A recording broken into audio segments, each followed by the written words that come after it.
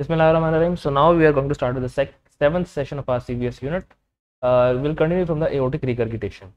So aortic regurgitation, when we were talking about the dicrotic notch over here, we said that the dicrotic notch represents the elasticity of aorta and lost in aortic regurgitation, Marfan and syphilis. Coming back to our point, in aortic regurgitation you can't see any dicrotic notch, but before that, let's see another thing. Here you can see that this point is corresponding with the opening of the aortic valve, which happens somewhat at 80 millimeters of mercury or something. But now you can see it is happening at 50 millimeters of mercury, which is way less than the normal one. Why is it so low? Because the diastolic pressure is decreased in the case of aortic regurgitation, and there is widening of the pulse pressure. We'll see that later on. But remember that the diastolic pressure is decreased. Okay, this is the first thing that we must see. Then secondly, when the aortic valve closes, even after that, the closure of the aortic, with the closure of aortic valve, there is no dicrotic notch. And thirdly, the pressure must be, somewhat stable, or it must be equal to, like, at least it must go 80 and then become stable. It is falling way down to 50, or in some cases it may go even lower than that. So the pulse is, the waveform is dropping down. It's not like that. Here you can see, this is a normal waveform of the aortic valve. So it drops, although it drops, but it drops till like some 80 millimeters of mercury. It does not go like beyond that. So here you can see it is coming all the way down to 50 millimeters of mercury. That is suspicious, and that is way less than that. If you are being given this waveform, so you have to suspect the aortic regurgitation. So this is the third thing. Now what happens in aortic regurgitation? Aortic regurgitation means that suppose that this is the aorta, and at the end of that we are drawing the aortic valve. The cusps of the aortic valve are not tethering with each other. They are not attached to each other. So what is the result of that? Resultantly, the blood that was being pumped or ejected into the aorta during the ventricular systole comes back into the ventricle during the ventricular diastole. So more and more blood, when it comes back to the ventricular diastole, comes back to the left ventricle during the ventricular diastole. The resultant is a widened pulse pressure. The pulse pressure is the difference between the systolic and the diastolic blood pressure. Normally it is some like 40 millimeters of mercury, but if we are saying that the upper pressure has gone all the way till 140 millimeters of mercury, it is 140, and the lower pressure has come down to 50. So the difference between them is 50 plus 40, 90 millimeters of mercury. The pulse pressure is widened. Okay, so there is 90 millimeters of mercury pulse pressure. Why is there an increase in the systolic blood pressure? Because when there is a decrease in the diastolic blood pressure, that decrease is sensed by the kidneys, and there is an angiotensin aldosterone system release. Secondly, that decrease in the diastolic pressure is being sensed by the brain and sympathetic nervous plexus. Sympathetic system is also activated. That causes an increase in the contractility and increase in the heart rate. So we have a widened pulse pressure due to increase in the systolic and a decrease in the diastolic blood pressure. So that is the reason of that. The left atrial pressure waveform is pretty much normal, and the left ventricular waveform is also normal, but there is a big variation in the aortic waveform. Uworld, how to diagnose the aortic regurgitation on aortic pressure curve? Number 1, absence of the dicrotic notch. Number 2, steep diastolic decline in the curve. This steep diastolic decline. It must not be steep. It must be something like this. So it must be less steep. If it is very steep, so it is the case of aortic regurgitation. And high peak of aortic pressure plus wide pulse pressure. The peak is also high, along with the pulse pressure that is also high. So there are these three things must always be kept in mind when we are talking about aortic regurgitation. Moving forward to this thing, that is normal pressure tracing, and then we have all the curves being placed in one space. So let's compare them. Now here you can see this is a normal pressure curve with the dicrotic notch intact, and the ventricular pressure curve, in synchrony or overlapping the aortic pressure curve and stuff like that. In the case of mitral insufficiency or mitral regurgitation, we have a prominent V wave because during the ventricular systole, a lot of blood is going into the atrium along with the blood that was previously coming from the pulmonary vein. So the left atrial blood is increased. That is why the V wave has become prominent in the case of mitral insufficiency. This is the most prominent change with the mitral regurgitation. In the aortic regurgitation, loss of dicrotic notch, high upper pressure, and widened pulse pressure. These are the three things. For the aortic stenosis, the aortic tracing are normal, but the change is happening in the ventricular tracing, as you can see over here. The ventricular pressure has gone way high, and because it has to pump harder to open the valve, and then it has to keep on pushing harder to push the blood across that stenosed valve, and that is why the ventricular pressure tracing is high, but the pressure at which the aortic valve open or close is the same. There is no change in that. Dicrotic notch is also present, so remember the difference. Now jugular venous pressure curve, it is very important because it is very important when we are talking about the right-sided heart failures. indirectly measure the pressure in the right atrium. Increase in right atrial pressure that causes an increase in the jugular venous pressure. For example, the person is having right-sided heart failure, so the right atrial pressure definitely increases because if there is blood in the right atrium, that has to be pumped into the right. I'm sorry. If this is right atrium, so this blood has to be pumped into right ventricle, and from right ventricle it has to be pumped into lungs. If there is pulmonary hypertension and the right ventricle cannot pump the blood into the lungs, so that blood accumulates into the right ventricle, and that is why the blood also starts accumulating in the right atrium, because there is no space for the blood to be pumped into the right ventricle. So the right atrial pressure increases, and if the right atrial pressure is increasing, resultantly the jugular venous pressure also increases. Jugular vein, what is jugular vein? This is superior vena cava over here. So superior vena cava divides into brachiocephalic trunks on each side. The brachiocephalic trunk will give rise to let me check that. So here you can see that the brachiocephalic vein will give rise to the subclavian vein and the jugular veins. So firstly we'll have internal jugular vein, and where is external jugular vein? External jugular vein is over here. So external jugular vein, I guess it is draining into the subclavian vein, or maybe ultimately the brachiocephalic vein. So this is the jugular vein, internal jugular vein I'm talking about right now. So if there is an increase in the right atrial pressure, so definitely there will be a upward increase in the superior vena cava, and that will be reflected in the jugular veins. Why do we consider jugular veins so importantly? Because this is the manifestation that we can find or examine on the patient when we are doing the general physical examination. If there is a dilated or distended jugular vein, that can be felt in the neck, that can be seen in the neck.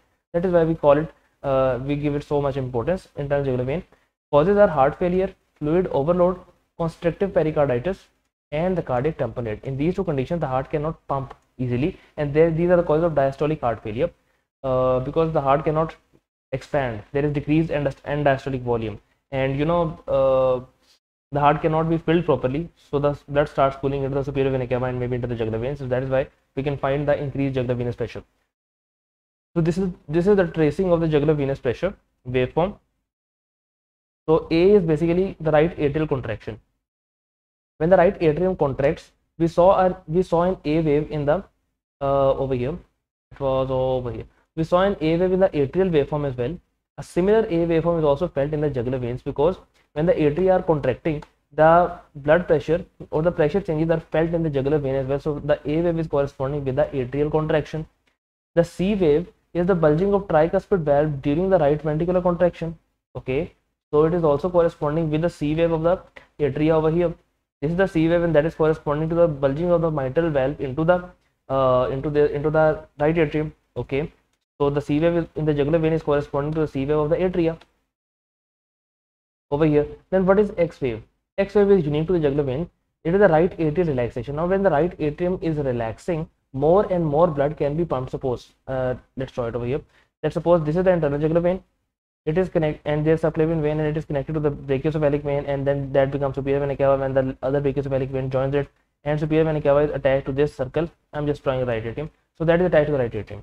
Now just give me a second. Yep. Now we said that the pressure changes in the atrium are reflected into the jugular vein. It is over here in the neck. So when the right atrium contracts, the pressure is felt in the right atrium. When the tricuspid valve that is present on the base of right atrium, when it bulges into the right atrium, that wave is also felt into the jugular vein. The names are also same, A wave and C wave. Now this X wave, when atria start relaxing, now atrium is expanding. The atrial diastole, the atrium is expanding all the way to here. So there is rapid descent of the blood from the jugular vein into the right atrium. And when the movement of the blood in that direction, like it is moving from the jugular vein into the right atrium, resultantly there is a sharp decline in the pressure in the jugular veins, and that is felt as an X descent. I hope it is clear. Then moving forward, the V wave is corresponding with a continued inflow of the venous flow. So the V wave in the atrial waveform was corresponding to the fact that when the mitral valve is, or that was for the left one, so you can suppose on the right side that when the atrial valve, tricuspid valve is closed against the tricuspid valve, now during the ventricular systole, I guess. Okay, so V wave is when this is the V wave when the mitral valve opens. So before the opening of the mitral valve, the V wave is there. When there is the V wave is, what was the reason of V waves? I just forgot about that. V wave. We search that. Just give me a second. V wave in atrial pressure. So the V wave in atrial pressure represent the left atrial filling against the closed mitral valve. So here you can see that the mitral valve is closed over here. This is the point of closure of mitral valve. Okay, just let me go over here. So this is the point of closure of the mitral valve over here. Then the C wave is the tricuspid bulge, and then the V is basically the V wave, the whole V wave till here is the wave that is corresponding to the filling of the right ventricle against the right atrium, filling of the right atrium against the closed tricuspid valve. So that is the V wave, and that V wave form is also seen in the case of in the jugular venous pressure curve. This is the V wave, that is continued inflow of the blood. So when there is continued inflow of the blood into the right atrium, the pressure in the right atrium starts increasing, and that increase in the pressure is also felt in the jugular vein. It is still lower than this A wave, but the pressure increase is felt in the jugular vein. And then we have the Y descent, passive emptying of the right atrium after the tricuspid valve opens. So when the tricuspid valve has opened, there is passive emptying of the right atrium into the tricuspid valve.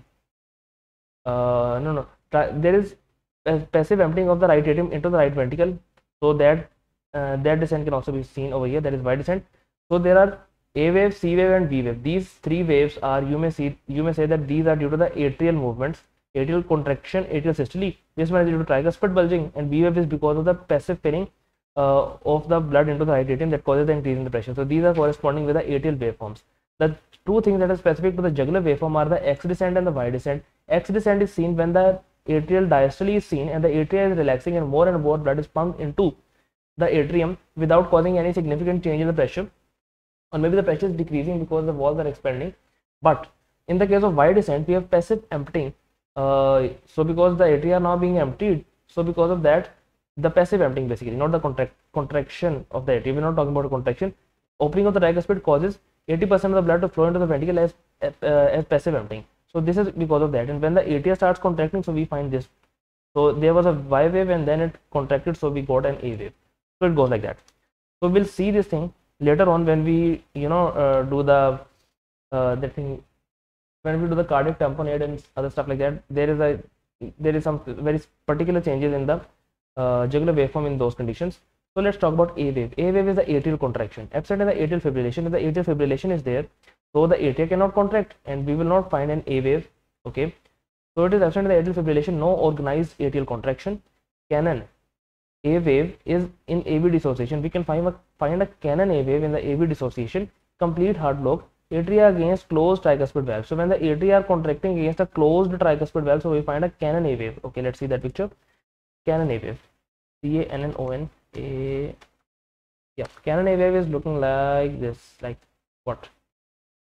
It is looking like, I guess this is a canon A wave. So this is a canon A wave. Okay, so A wave normally should look like this, but it is looking like this. This is called as a canon A wave. What is a canon? This is a canon. So this thing is called as a canon, and this wave is looking like a canon. If you speculate that, so you may find a canon in the wave. So the point is that when the atria and wave are dissociated, the atrial and venous contraction is dissociated from each other. Normally the A wave is seen when the tricuspid valve, if it is a tricuspid valve, suppose it, if this is open and the atria are contracting and more blood, or the 20% remaining blood, which I am just reiterating over and again, that is moving into the ventricles, that is seen in the case of open tricuspid valve. So the A wave looks like that. But in the case when the tricuspid valve is closed, because the ventricles are not contracting and we don't need an A wave, but still there is an A wave because of AV dissociation in the case of a supraventricular tachycardia or maybe AV flutter, atrial flutter. So the A wave, the atria are contracting against a closed tricuspid valve. So that causes a tremendous increase in the atrial pressure, and that is also felt in the jugular venous pressure. As you can see, there is a tremendous increase in the A wave. The A wave normally looks like that, but in this condition the canon A wave looks like that. Okay, then let's talk about C wave. The right ventricular contraction, closed tricuspid valve bulging into the atrium. So the C wave is when the closed tricuspid valve is bulging into the atrium. That waveform is felt in the atrial waveforms as well as into the jugular waveforms. Now let's talk about X descent. So what is X descent? Atrial relaxation.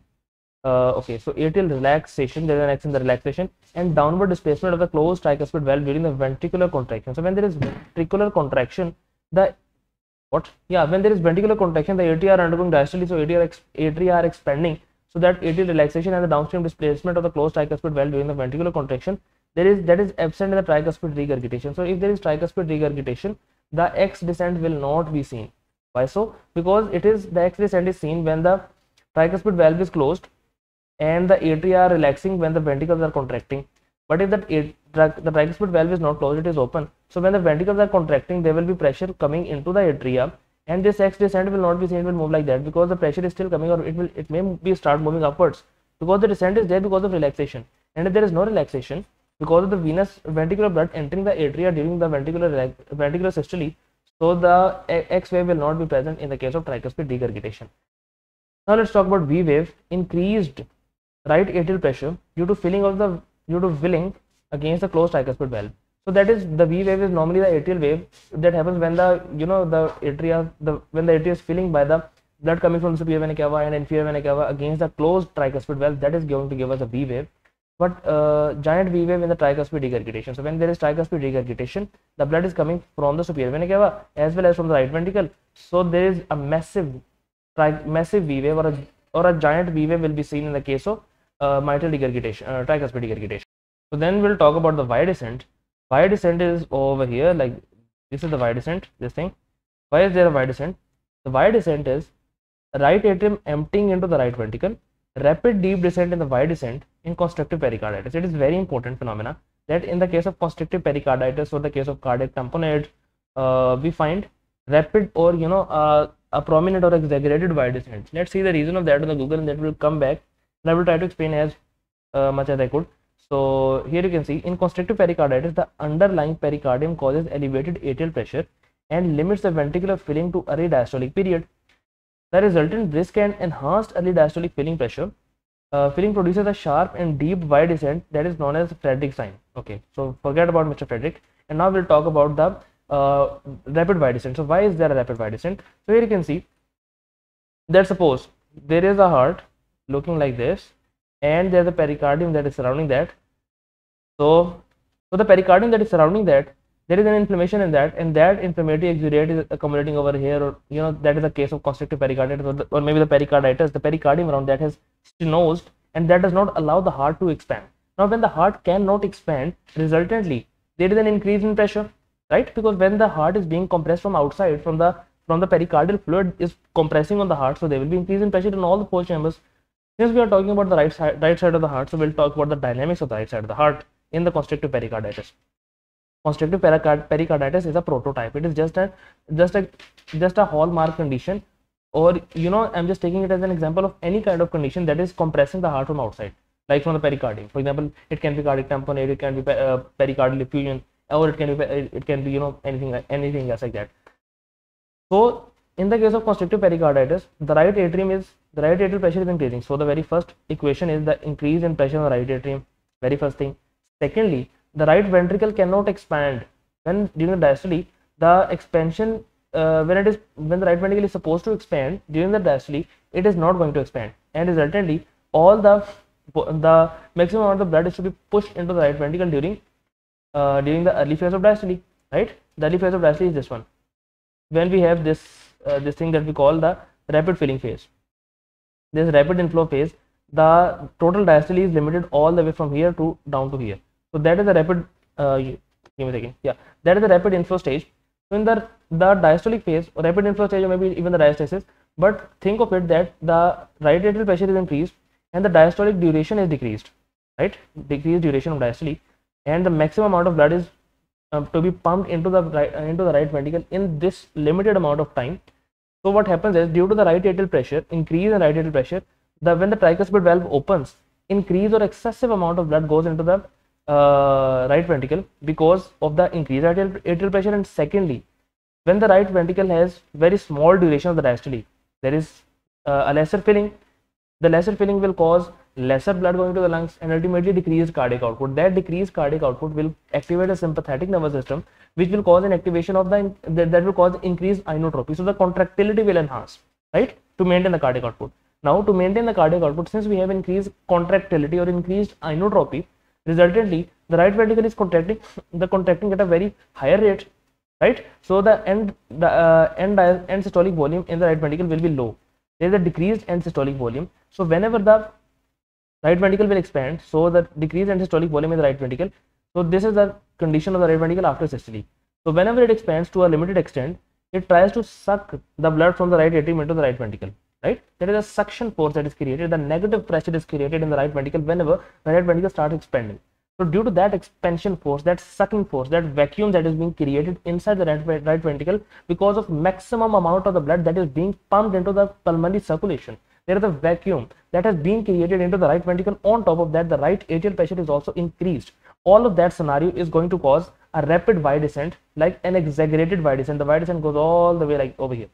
So this is the phenomena that is seen in the case of constrictive pericarditis in the jugular venous waveform. I hope I could clear the concept. Now let's move forward. So here you can see the tricuspid valve is closing. When the tricuspid valve closes and the ventricular systole starts, the tricuspid valve bulges into the right atrium. That bulge is sensed as C wave. These are right atrial tracing, I guess. No, you can think of them as either of the right atrium or the depiction of the right atrial waveforms into the jugular vein, because in the jugular vein they become more prominent. This is C wave. Then we have, then when the tricuspid valve opens, so till the opening of the tricuspid valve, before that I guess the V wave must be written over here. Okay, because it is V wave is because of the increase in pressure. The V wave is basically this wave. The wave because of filling of the atrium against the closed tricuspid valve is that V wave, so it must be present. It must be, I guess it must be noted over here, but I'm not sure, so I guess it must be noted over here. Then we have the V wave. After that we have a Y descent. Y descent is basically when the tricuspid valve opens and the blood starts entering into the right ventricle. That situation is called as the Y descent. And then again we have the atrial systole, the atrial contraction. Atrial systole is a part of total cardiac diastole. That is a very, very big paradox, and you must remember that atria contract during the cardiac diastole, because the systole and diastole, when we use them singularly without any atrial or ventricular prefix, so we are referring to the ventricular systole and diastole. So the ventricular, when the ventricles are dilating, the ventricles want blood, so the atrium must contract to push the blood into the ventricles. So during the cardiac or ventricular diastole, the atrial systole occurs. And then we have talked about the A wave and C wave and the X descent and stuff like that. No right ventricle filling and right atrial contraction, and right ventricle filling and right ventricle relaxation. Okay. Yeah. So this is the phase when the ventricular systole is going on, and this is the phase when the ventricular diastole is going on. Then we'll talk about left atrial pressure curve. The left atrial pressure curve looks something like that. This was right atrial pressure curve.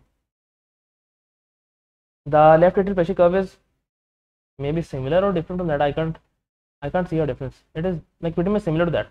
Yeah, the Uworld point, patient with a mitral stenosis, increased left atrial pressure in the curve where there is site of opening snap. So this is basically, the tracing is very similar.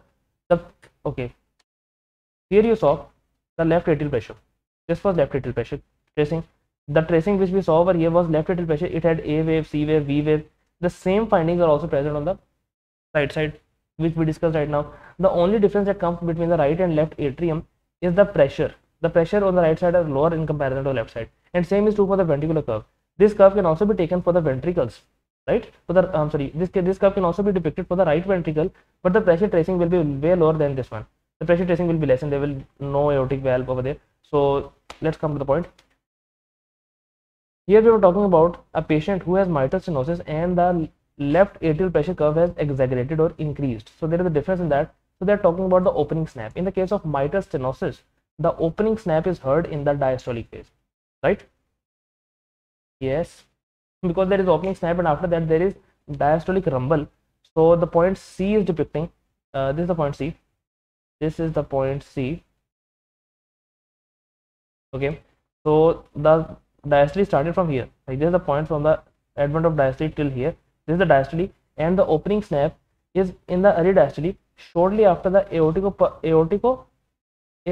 component of the second heart sound. So when the aortic component of the second heart sound is heard by the closure of aortic valve, soon after that we hear the opening snap, and that opening snap is basically, I guess opening snap. What's that? I guess opening snap is because of the mitral valve opening. I guess I'm not sure. Why is there opening snap? But opening snap is present in the diastole. Opening snap is the additional sound of the heart. It is described as early diastolic blah blah blah blah blah. Okay, early diastolic high pitched sound which is associated with the opening of the mitral. It is associated with the opening of the mitral and tricuspid valve. The opening snap is associated with the opening of the mitral and tricuspid valve. Pericardial knock is a highly pitched early diastolic sound which is characteristic. Okay, so we are not talking about the knock. let's keep our focus on the opening of the mitral and tricuspid valve, which is going to cause the opening snap. Coming back, here you can see the heart sounds. So the heart sounds are S1, S2, which are normal heart sounds, then S3 and S4, which are abnormal heart sounds. So S1, mitral and tricuspid valve closure, loudest at the mitral area. The mitral and tricuspid valve closure, S1 heart sound is loudest at the mitral area. Okay, mitral area is basically in the fifth intercostal space, medial to the mid-clavicular line on the left side. Yep. What is S2? S2 is the aortic or pulmonary valve closure. Okay, it is loudest at the left upper sternal border. The S2 heart sound, left upper sternal border, left upper sternal border. That is the aortic area, the pulmonary area. Okay, maybe in the okay. So your second heart sound is best heard at the left upper sternal border in the pulmonic area. Maybe that is a normal heart sound. Okay, so aortic or pulmonary heart valve closure, and that is best heard at the left upper sternal border. S3 heart sound is the early diastole during rapid ventricular filling phase. Okay, due to rushing of the blood into partially filled ventricle or very stiff ventricle. Okay, either it is partially filled ventricle or very stiff ventricle. It will be partially filled in the case the ventricle is not emptying because of the systolic failure, right? If the ventricle cannot pump the blood outside into the aorta, so the end systolic volume will be higher. There is still blood present when the new blood is entering, so that will create a slushing sound, and that slushing sound or the rushing sound is called as S3, best heard with the bell of the stethoscope. If this is the stethoscope like this and this, and then you put this in your the earpieces over there, so the part of the diaphragm on which there is a big L written for the lit man, that is the diaphragm, and on the opposite side where there is nothing, that is the bell of the stethoscope, and that bell of the stethoscope is best to hear the S3 heart sound. Okay, bell of the stethoscope pressed lightly over the apex. The bell detects low frequency voices. Okay, left lateral decubitus position, the patient is asked to lie on the left side, like the patient is lying on his left side like this, and sorry, the patient is lying like this and like this, maybe on the left side. So this is the patient's position, the arms of the patient, and so this is the left lateral decubitus position at the end of expiration. So the S3 heart sound, to listen to the S3 heart sound, you will ask the patient to lie on the left lateral decubitus position. Then you will place the bell where? Over the apex. So then you will place the bell over the apex, and you will check the sound at the end of expiration. At the end of expiration. Why at the end of expiration? Because why so? I don't know. I have no idea. But you will check that at the end of expiration. So this is written on the Google that it is left ventricle S3 is best heard during the expiration because the heart is nearer the chest wall during expiration, with the patient lying on the left lateral decubitus position. So basically the point is to bring the heart closer to the chest wall, so that with the bell of stethoscope you can listen to these sounds better. Then the S4 heart sound in late diastolic or atrial kick. It is heard in the late diastole due to the atrial kick or atrial contraction. When the atria contracts, then the heart strikes, then the blood strikes the stiffened or thickened aortic, thickened ventricular wall, and that sound is going to tell us that it is an S4. Left atrium must push against the stiff left ventricular wall. High atrial pressure. Okay, best heard at the apex with the patient in the left lateral decubitus position. So both the S3 and S4 heart sound are best heard while the patient is lying on the left lateral decubitus position with the bell of the stethoscope. It is associated with a ventricular hypertrophy, and that is seen in the cases of diastolic heart failure, and you can find them in the case when the person is a chronic hypertensive patient, or maybe the person is having stenosis and stuff like that. So gallop heart sounds, third heart sound and fourth heart sound, these are the gallop heart sounds.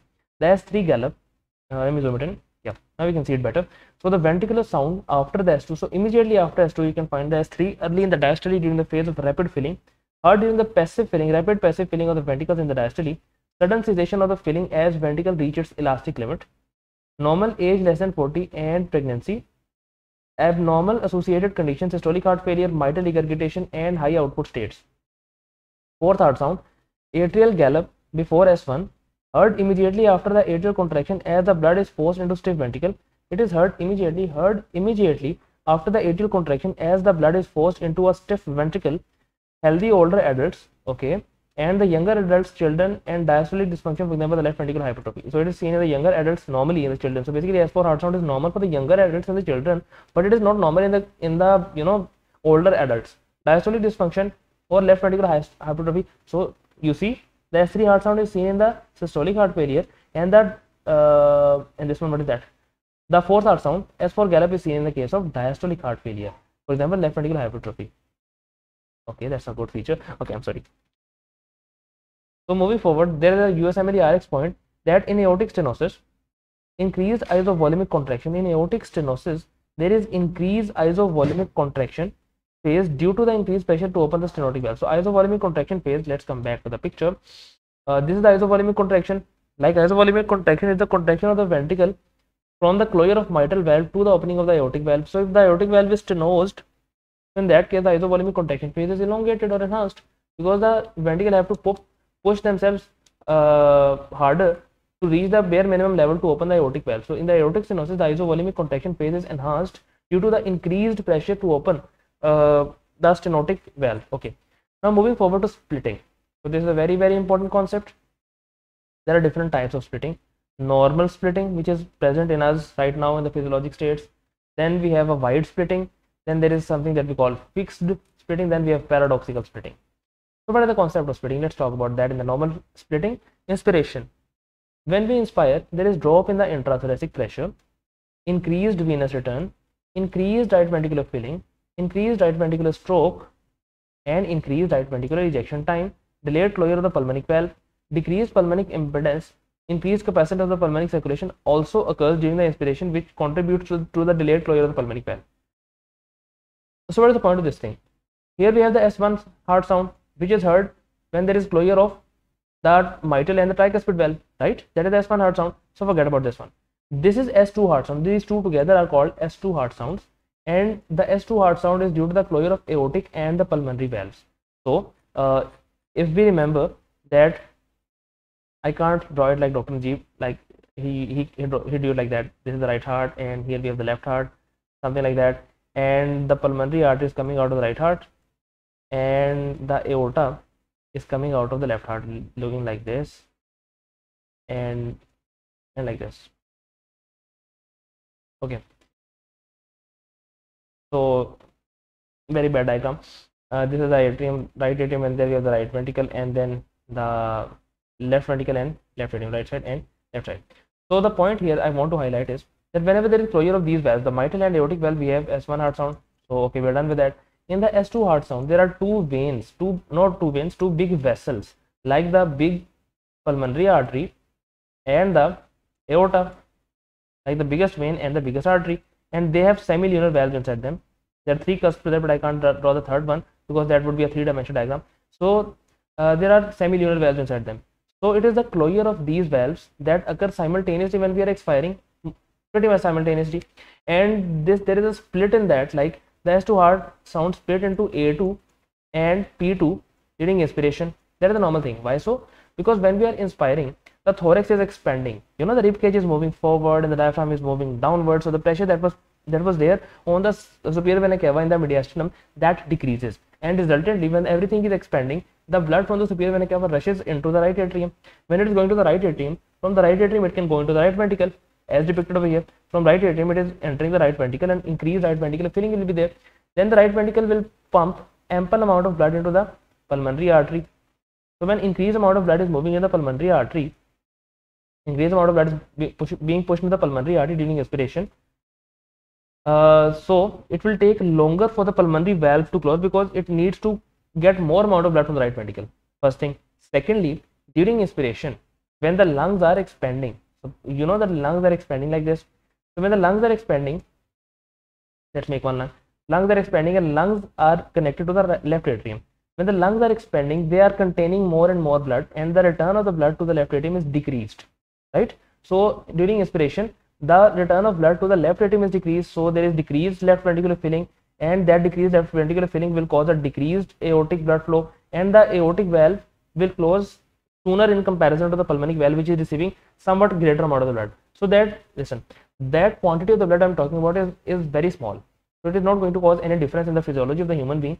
The difference is that during inspiration, the right side of the heart gets more blood, and that is why the pulmonic valve takes longer to close.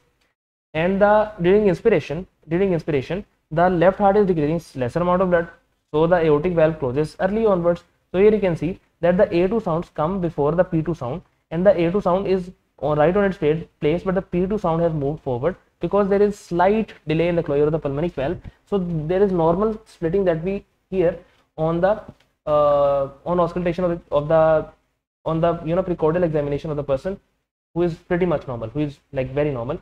So in that person we hear a slight delay that is called as normal splitting. Now let's talk about wide splitting. What is wide splitting? Seen in conditions that delay the right ventricular emptying, for example the pulmonic stenosis or the right bundle branch block, cause the delayed pulmonic sound, especially on inspiration, and exaggeration of the normal splitting. So the normal splitting will be exaggerated if there is normally the pulmonic valve or the pulmonary artery takes the pulmonic valve takes longer to close. For example, if the person is having pulmonic stenosis, so it is very hard to push the blood against that stenosed pulmonic valve, and more time is required to push the blood, and that is why the pulmonic valve closure sound comes later than normal. Secondly, there is right bundle branch block. So in that case, the ventricle is not contracting enough, and it is harder, or the either it is not contracting enough or it is contracting at a slower rate. So that slow contraction is taking longer to push the blood into the pulmonic artery, and that is why the pulmonary valve takes longer to close. So in both the conditions, the pulmonic stenosis as well as the right bundle branch block, we have an exaggeration of the splitting, that is P2 sound will be way farther than it is normally seen, and especially on inspiration. Okay. Then what is fixed splitting? So remember that this condition is seen on expiration and it comes back close to the A2 sound, like this is the position of the P2 sound on expiration, because we did not discuss the scenario of expiration. On expiration, firstly, remember that on expiration, the thorax is contracting, the ribs are coming back, the diaphragm is also relaxing and pushing the making the size of thorax small.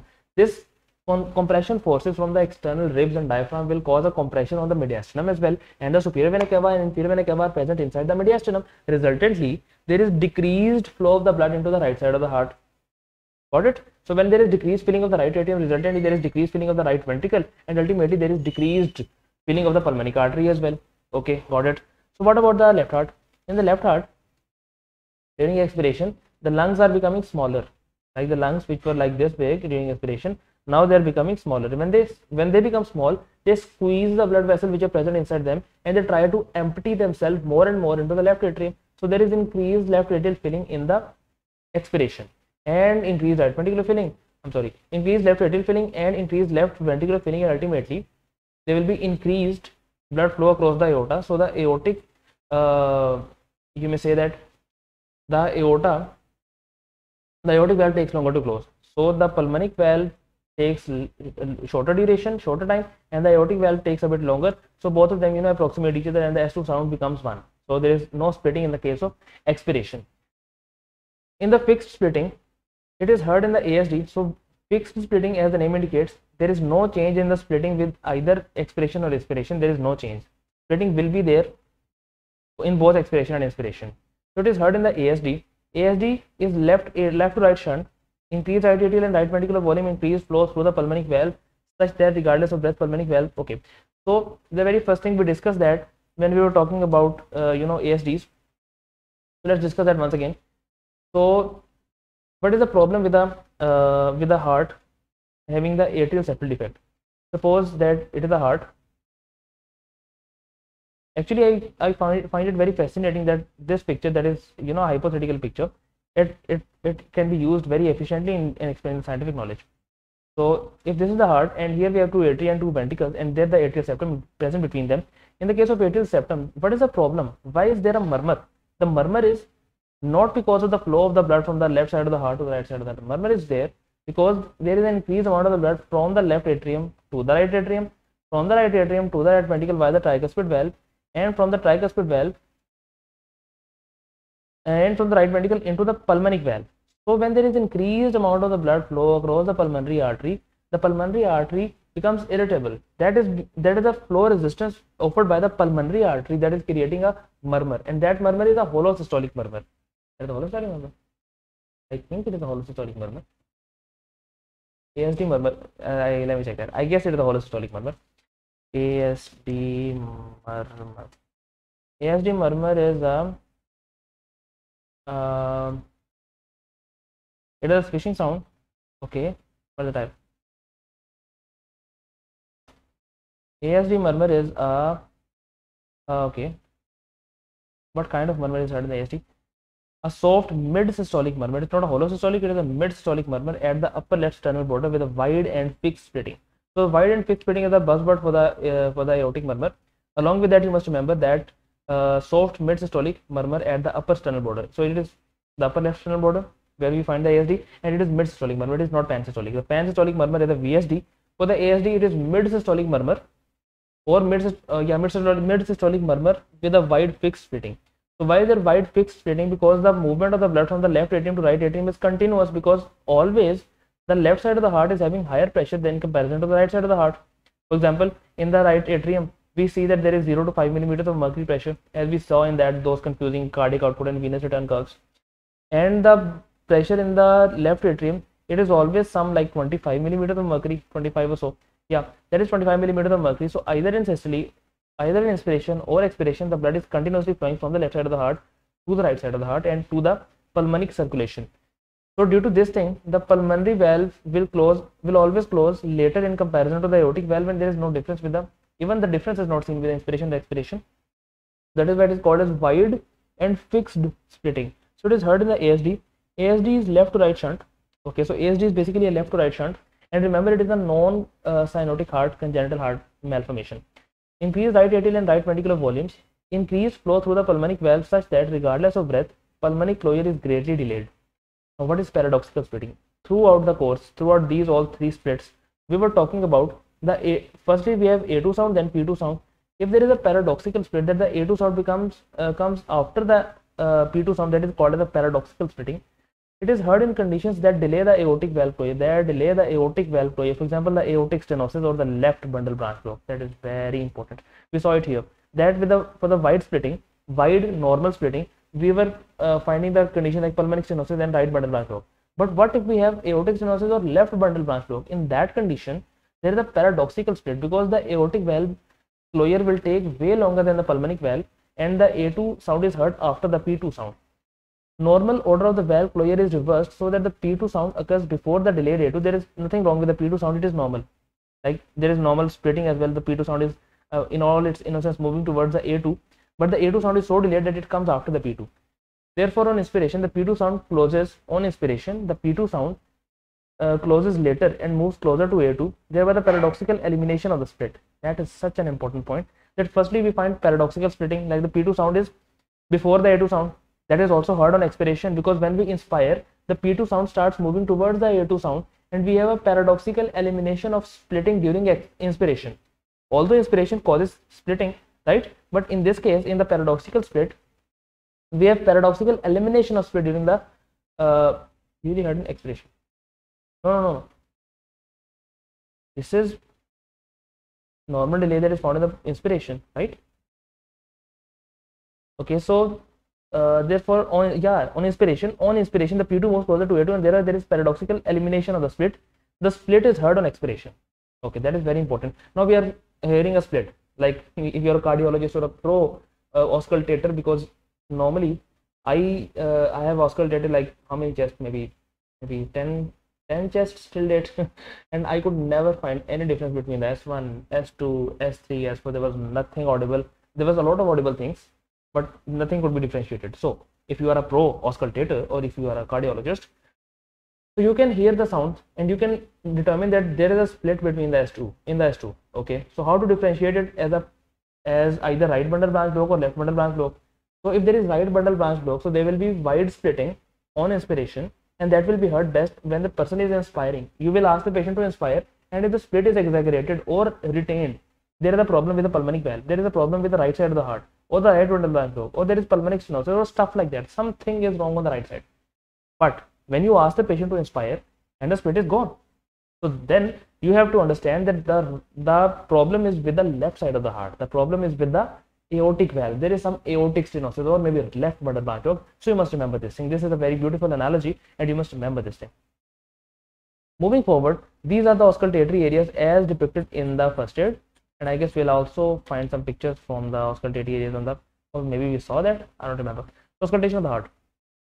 So auscultation of the heart, where to listen? APTM. Okay, so in Pakistan we have parent teacher meetings and they are horrible, so we can remember it like APTM. Okay, or maybe some other mnemonic. Okay, so aortic area is present. The only area to be present on the right side is aortic area, and the rest of the areas are present on the left side. Aortic area is present in the second intercostal space on the right sternal border. Okay, so what are the murmurs which are best heard over there?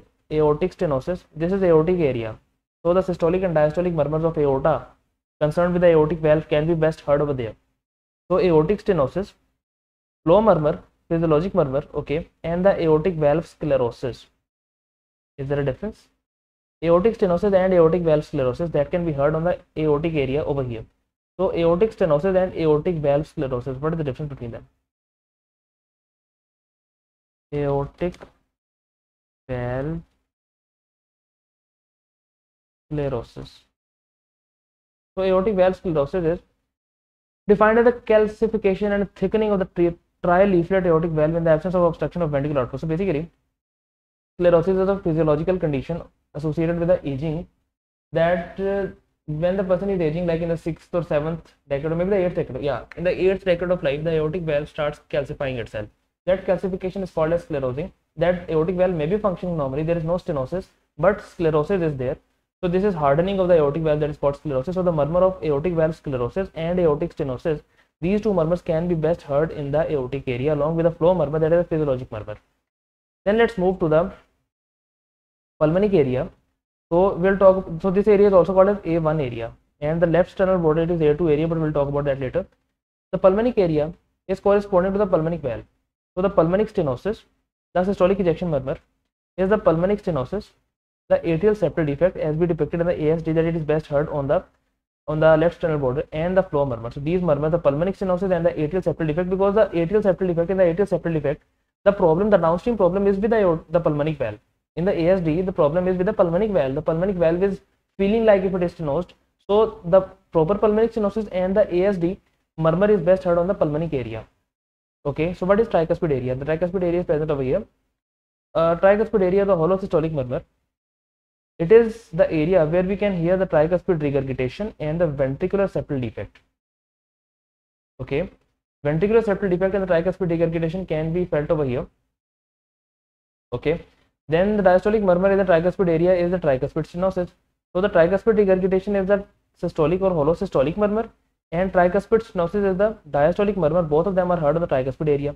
For the mitral area, hollow systolic murmur is mitral regurgitation, and the diastolic murmur is mitral stenosis. Both of them will be heard on the mitral area. They will be radiating to the axilla as well. For the the systolic one, the mitral regurgitation murmur radiates to the axilla as well.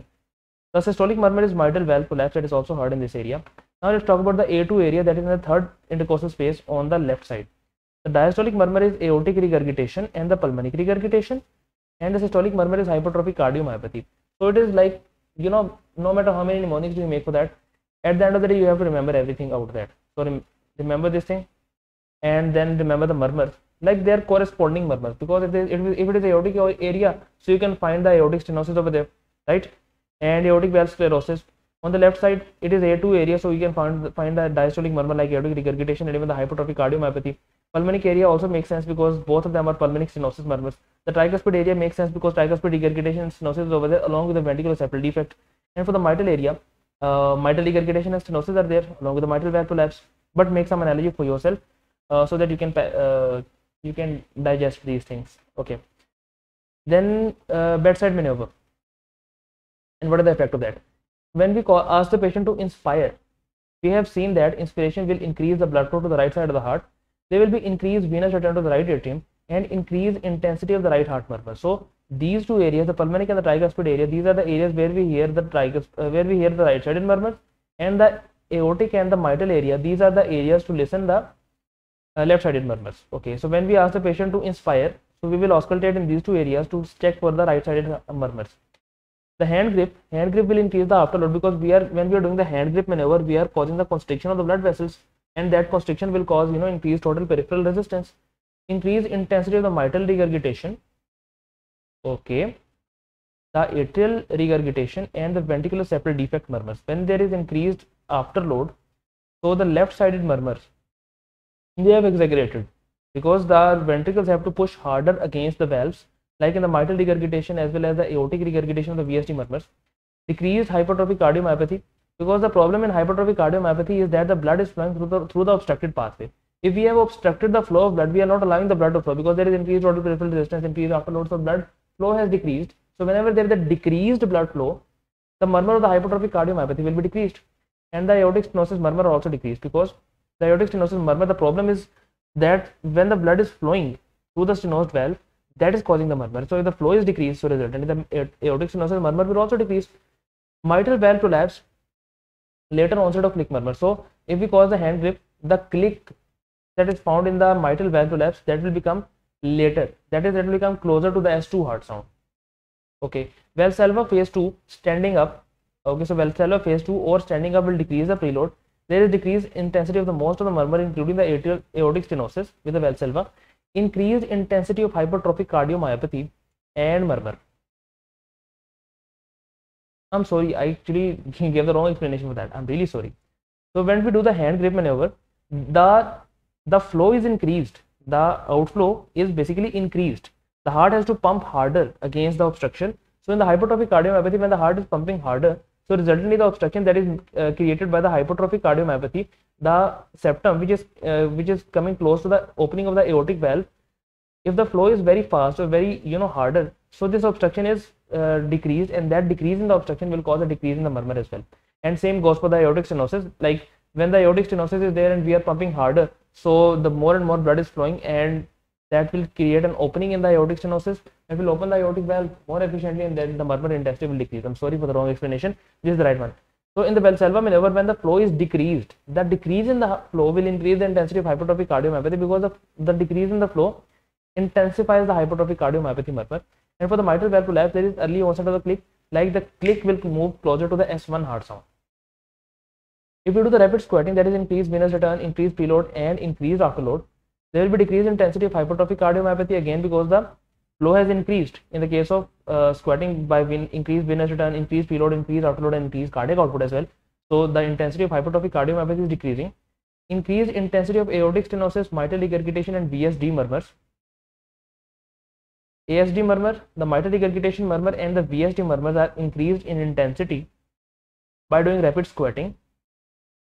Okay, intensity of the aortic stenosis is increased, and for the mitral regurgitation it is also increased, and the VSD is also increased. Okay, and for the mitral prolapse, the later onset of the click murmur.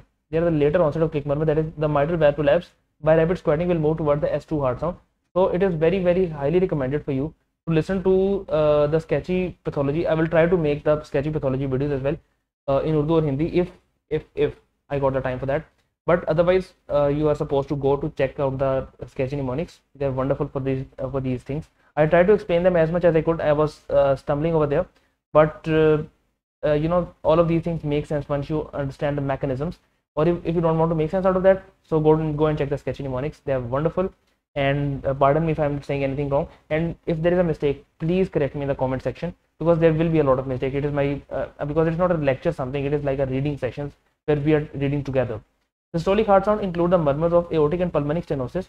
Mitral tricuspid regurgitation. Systolic heart sound include the murmur of aortic or pulmonic stenosis, the mitral or tricuspid regurgitation, VSD, mitral valve prolapse and hypertrophic cardiomyopathy. All of these heart sounds are heard in the systole, so that is why they are called as systolic murmurs. And for the diastolic heart sound include the murmurs of aortic and pulmonic regurgitation and mitral or tricuspid stenosis. Murmurs of aortic and pulmonic regurgitation and mitral tricuspid stenosis, they are heard in the diastole. Okay. And also remember that whenever we are talking about the murmurs, we put an emphasis on the aortic side of the murmurs or the mitral murmurs, like aortic regurgitation stenosis, mitral regurgitation stenosis.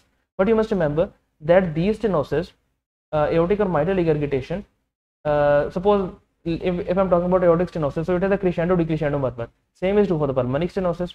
If I'm talking about the aortic regurgitation, so it has a diastolic decrescendo pattern. Same is true for the pulmonic regurgitation, and otherwise is true for mitral and tricuspid regurgitation and stenosis.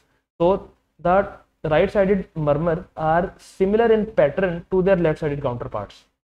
Okay, so let's keep it till here, and we'll continue from the Uworld points and the Kaplan-Cuban point in the next session. Until then, Allah Hafiz, fi amanillah, and take care.